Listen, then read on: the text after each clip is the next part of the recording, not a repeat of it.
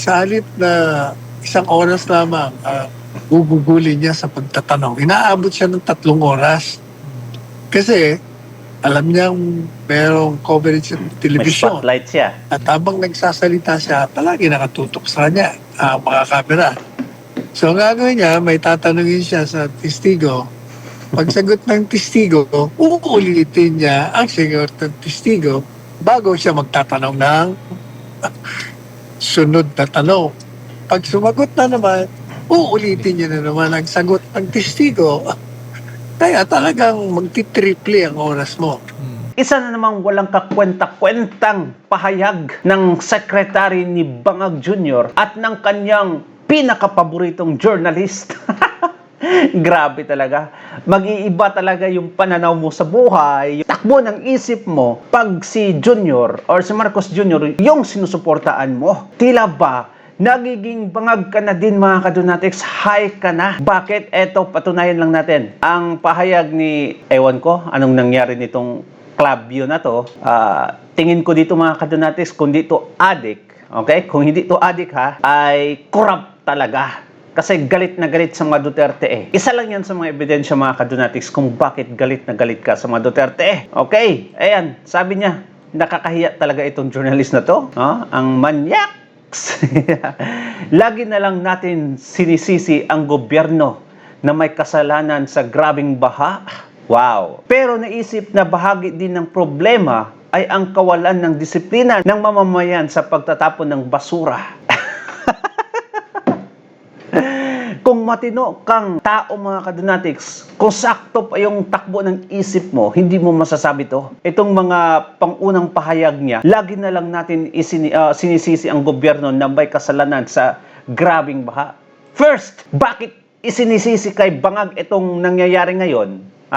Arnold Clavio, isang First, sino bang nagsabi na may 5,500 flood control projects na naipatayo na at may mga isusunod pa daw mga kadonatics sa zona niya? Sino? Ang Panginoong mong Bangag. Siya ang nagsabi. Okay, now, nung bumaha, saan na yung 5,500 projects niya na sinasabi mga kadonatics? Napag-alaman, ghost project pala. Bakit niya inireport doon sa zona? Karamihan pala doon mga kadonatics, ghost projects. May mga nagawa nga yung iba, okay? Pero substandard mga kadonatics na overwhelmed ng baha, okay? Ngayon, saan mo isisisi yun?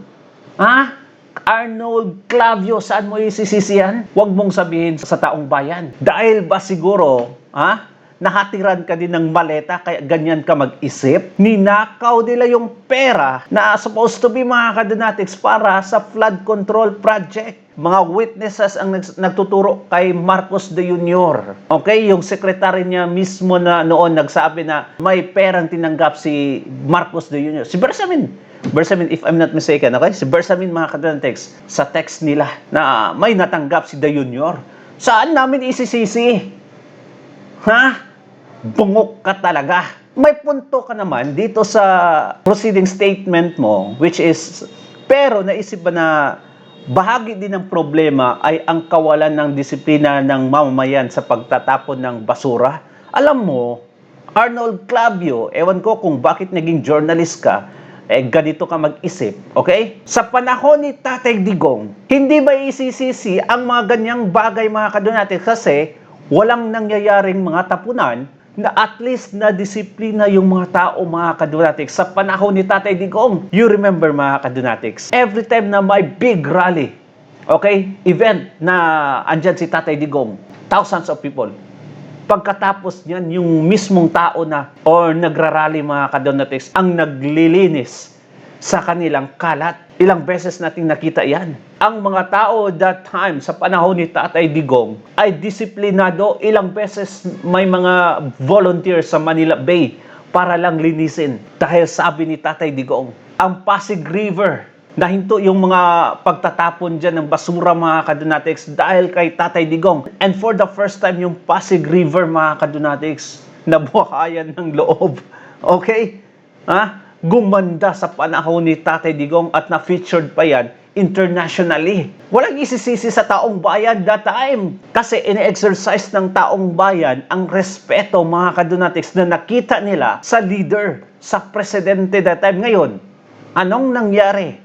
Walang respeto yung mga tao ngayon, nagdodroga, kriminal, grabe, left and right, dahil sa bangag na presidente.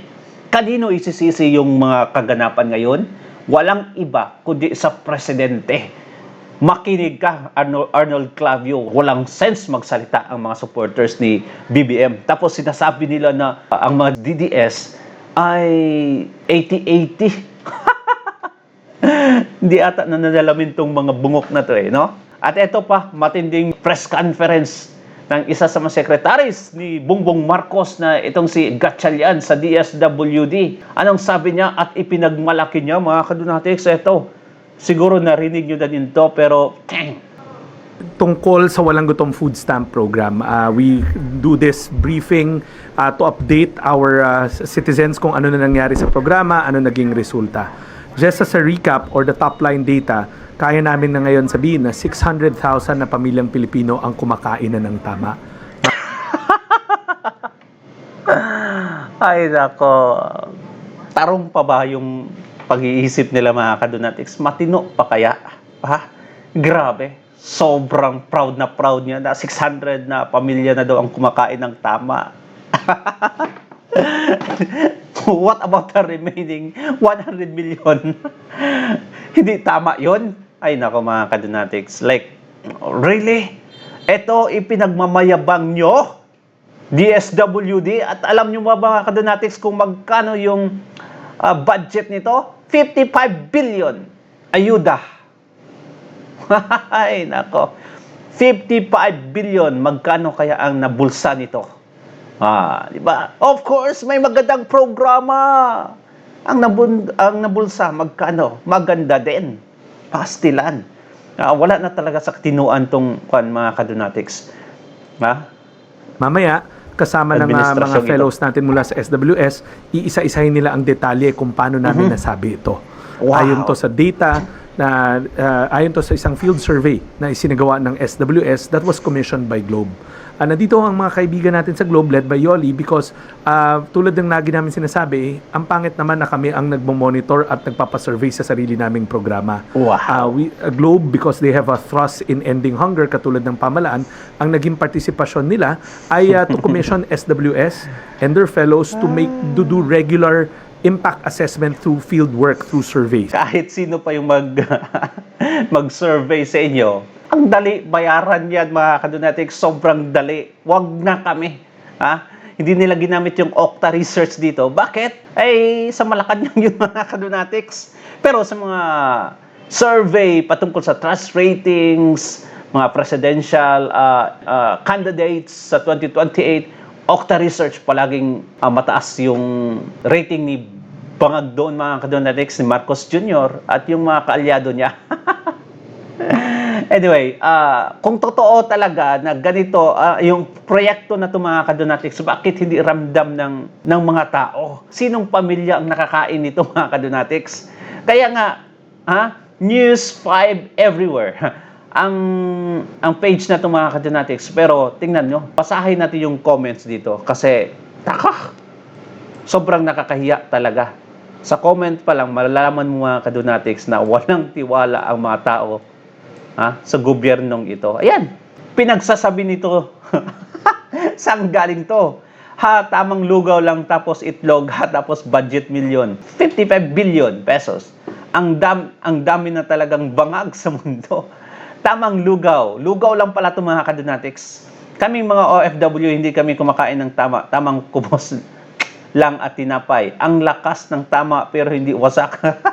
The comments here, mga kadunatics, because this is a biased page or news channel na News 5, supposed to be biased din sa administrasyon. Bakit, mga kadunatics, lahat kontra dito Alright, saan kaya nag-survey yan? Bakit ba PG magagalit?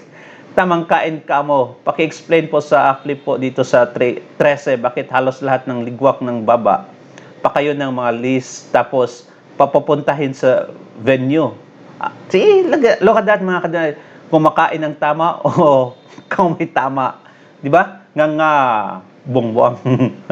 Hay nako, ayuda, pili lang Diyos. Di ba? Supposed to be mga kadunatics. Positive yung comments dito. Pero bakit ganito? Sana yung mga trolls ni BBM. Nako, nagkulang ata ng bayad mga kadunatics. Kaya wala dito. Wala dito. Pag walang mga trolls, ganito talaga ang mga comments sa lahat ng mga ina-upload nila na videos. Okay? Yung talagang anong nangyayari sa baba, yung hinaing ng taong bayan. Pero sad to say, di nila pinapakinggan itong mga ganito mga kadunatics. Ewan ko kung nagbabasa ba ito ng comments. Kasi, until now, walang maganda or matinong ginawa itong gobyernong ito, kundi ayuda na ewan ko mga kadunatics, naubos na yung pera ng taong bayan sa ayuda na yan, tapos walang nagawang major projects. Ngayon, uutang na naman ng trilyon na naman mga kadunatics. Okay, sa kasaysayan ng Pilipinas, mga kadunatics, ang administrasyong Marcos ang may pinakamalaking utang. Tapos, wala kang nakikitang ginawa. At may pasaring dito si Attorney Panelo kay baklang ligutan. Maraming nagsasabi na bakla daw siya mga kadunatics, kaya pala nagme-makeup parang si Matibag. Eto, panoorin natin. Wala daw kwentang lawyer itong si Ligutan eh. Ano naman po ang masasabi ninyo doon sa naging pahayag ni Attorney Sison kaugnay nga po doon sa ginawang post at actually same day din ipinost nung prosecutor counsel yung naturang post, Attorney Sala? Tama yung pinupunto ni Attorney Sison. Alam mo kasi yung mga abogado dyan sa prosecution, mga private lawyers, hindi yung mga kongresista. Ang nakikita ko sa kanila, lalo na yung nag-post na yun, palibasa, hindi naman siya kilalang abogado. Nagkaroon siya ng pagkakataon. So, he's taking advantage of that space para makilala siya. Correct. Kahit hindi naman siya sa aking pananaw. Mahina siyang direct examination. Kasi gaya ng nabanggit na natin, itong mamanto, sa halip na isang oras lamang gugugulin niya sa pagtatanong, inaabot siya ng 3 oras. Kasi alam niyang merong coverage ng May television. spotlight siya. At habang nagsasalita siya, palagi nakatutok sa kanya ang mga kamera. So, ang gagawin niya, may tatanungin siya sa testigo. Pagsagot ng testigo, uulitin niya ang sagot ng testigo bago siya magtatanong ng sunod na tanong. Pag sumagot na naman, uulitin niya na naman ang sagot ng testigo. Kaya talagang magti-triple ang oras mo. Tapos, Can you imagine? Nabigyan lang ng konting spotlight mga kadunatics. Grabe. Ginrab agad ng isang malaking crocodile. Di ba? Ay, nako. dahil tapos yung kanyang presentahan ng testigo niya, wala na siyang maisip siguro para mapag-usapan na naman siya. Nag-post na naman siya sa media. Matagumpay naman siya kasi ngayon, pag-uusapan na naman siya. Kaya maligaya na naman siya. Natutuwa na naman siya. Pero ang katotohanan niya, kung ikukumpara ko, yung mga matatandang abogado dyan sa prosecution, dito sa mga bata, ay malayo itong mga bata. Kasi itong mga batang ito, nagpapabat ito sa korte at saka exceptionally magagaling ng mga bata. Ito namang mga nasa kabila, parang average lang. Tsaka makikita mo sa kanilang mga estilo na nagdadagdag na mga hindi dapat itagdag na mga salita, nagpupropaganda, hindi sa pamamagitan ng hukuman, tapos nag-object kahit hindi naman kailangan mag-object, at iniistorbo, ginugulo, at dinidiktahan pa ang batang abogado. Meron pa siyang mga, pag hindi ako napagpigil, papaluin kita. Mga ganun. At alam po niyo, pag ganyan ang mga estilo mo, ibig sabihin, wala kang kaso. Wala kang may pakita. Correct. Kaya puro kabalbalan na lang ang ginagawa mo. Kaya tama yung sinabi ko. Pati yung mga nanonood, bumagsak na. Dyan nga mismo sa hukuman Mangila, tinan mo yung PIP gallery kung saan ako every now and then ako. Wala nang tao. Pati mismo yung mga nasa kaliwa. Na puro kongresista yun, punong-puno yun. Kahapon, dalawa na lang nandun. Na wala pa. Tapos sa kanan, wala rin kami doon. Nandun kami sa, wala na bakante Bakante na nga. Pinag-i-strictuhan pa nilang payagang manood yung mga gustong manood. Pinagmamaramot pa yung mga upuan na bakante. Hindi ko maintindihan talaga itong impeachment court na ito O kaya, lalong naiinis yung mga nanonood. Boring, in other words. Tapos tatanungin, ba't ka, attorney, nakakatulog? Ba't di ako makakatulog? Napaka-boring na Napipresa lang akong pumunta dyan. Kasi nga kailangan i-monitor ko yan. Sapagkat consultant ako ng isang senador. I see. 1, 2, 3, go! iPhone 17 Pro Max sinh đời chỉ từ 31. Kaya kailangan ko talagang magbabad dyan at pag-aralan ko, obserbahan ko at magbigay ako ng komentaryo at magbigay din ako ng payo doon sa senador. Kung tama ba, nagalaw ng mga participante. Wow. Nagbibigay ako ng mga mungkay, ng magandang itanong, ng magandang ipahayag. Pero talagang makakatulog ka Kahit anong pilit mo, ang iba nga, napapansin ko, ayaw ko kung napapansin nyo, ilang araw ko nang napapansin yan, yung mga senador hindi nakikinig, nagkikwentuhan. Ayun. What the? Nakatalikod pa sa camera Sabi, karap niya yung isang senador, kwentuhan sila, tawanan sila. Wala. Talagang dapat malaman nila. Yung lalo na yung prosecution, na talagang walang saysay yung ginagawa. Ayan, Attorney Sal. Pero, bago nga nag-adjourn yung impeachment trial kahapon, Attorney Sal, ay sinabi ni Senate Impeachment Court Presiding Officer Senator Chis Escudero na maglalabas sila or siya ng ruling para regulahin daw yung mga pampublikong pahayag kaugnay nga doon sa nangyaring insidente matapos na meron ding mga paulit-ulit na mga paglabag sa mga alituntunin kaugnay nga sa korte at decorum, Attorney Sal. Ano pong inyong what's your take on this, Attorney Sal, na mga by Monday magbibigay sila ng kanilang ruling or desisyon kaugnay nga dito? Kaya problema naman dyan sa presiding officer. Nagre-reklamo siya, pero siya mismo pumapayag sa mga kalokohan ng mga prosecution lawyers. Kasi yung defense, mga bata, wala naman silang nilalabag Kung ano lang ang dapat nilang gawin bilang mga abogado at vice presidente, yun lang.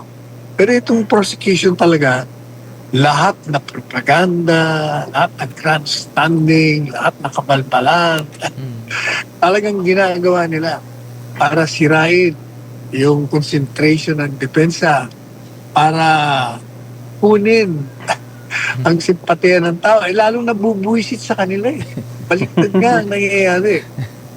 Kaya, ay nako, wala. Maniwala ka. Marami ng buisit na buisit dyan sa impeachment na yan. Nakaandar pa lang sa sakyan, no? Ang ganda, Pero sa tingin nyo, Attorney Sal, hindi pa ba late yung gagawing desisyon nila ngayong Lunes pertaining sa, yun nga, Ano yun? Ano yun? Nawawala ko. Yes, pero sa tingin nyo po, Attorney Sal, late na ba para makagawa ng desisyon ang Senate Impeachment Court na pinangunahan ng presiding officer kaugnay nga ng mga decorum at mga alituntunin nga pagdating sa trial, Attorney? Kaya ako, kasi kung ako presiding officer, contempt ko agad niya. Pag nakikita kong nabigyan mo na ng warning, inuulit pa rin. Oh. Talaga contempt. Citing contempt. Para tumigil. Tama. Ay nako, grabe. Ganyan yung ginagawa nila mga kadonatics dahil nga pala, okay, which we know naman na nabigyan kasi ng konting kasikatan, alright, ang mga attorney, at least ang private attorneys mga kadonatics ng prosecutors, ay talagang all out sila pag sila yung nag-examine. All out. Kahit yung mga walang kwenta mga kadonatics, ibinabalik-balik para lang makagain talaga ng oras, ma-expose sa camera na ewan ko, akala nila mga kadonatics, sikat na sila. Tingnan nyo, ang kagaya ni Attorney Panelo, sikat na lawyer. Pero, look at that. Remain humble, calm mga kadonatics. Di ba? Hindi, hinahabol yung spotlight. Ay, nako. Kaya walang kwenta talaga itong impeachment case mga kadonatics. Ewan ko. Dapat, lusubin na yung Senado dyan mga kadonatics at itigil ang walang kwentang impeachment case against Inday Sara Duterte. Ang kumakalat ngayon, all in all, from 2023 to 2025, or this year mga kadonatics, 18 billion na. 18 billion ang confidential fund ni Bangag Jr. Ang kay Inday Sara Duterte, 500 billion. Ang inimbestigahan, yung 125 million. Pastilan. Walang investigasyon kahit isa kay Bongbong Marcos. Ito pa lang. Dito pa lang mga kadonatics, alam na natin na ginagago na lang tayo at hinahayaan lang din natin mga kadonatics na ginagago tayo. Ay nako. Well, anyway, comment down below at babasahin natin yan. Thank you so much and God bless you mga kadonatics. Like and subscribe. Bye-bye.